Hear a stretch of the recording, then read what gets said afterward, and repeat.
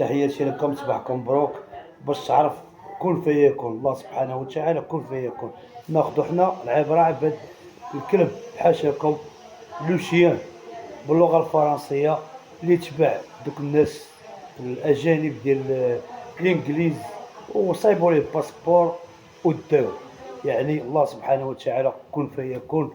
وصراحة الله والله العظيم إلا فرحنا ليه، أقسم بالله، لأن كان من الكلاب الضالة متشرد مسكين هنا، مرة ياكل مرة ما ياكلش. شو سبحان الله، باش تعرف راسي الإنسان بحال هكاك، لأن الإنسان ما عمرو يفقد الأمان في الله سبحانه وتعالى، لأن الموت والرزق بيد الله سبحانه وتعالى. كن فيكون.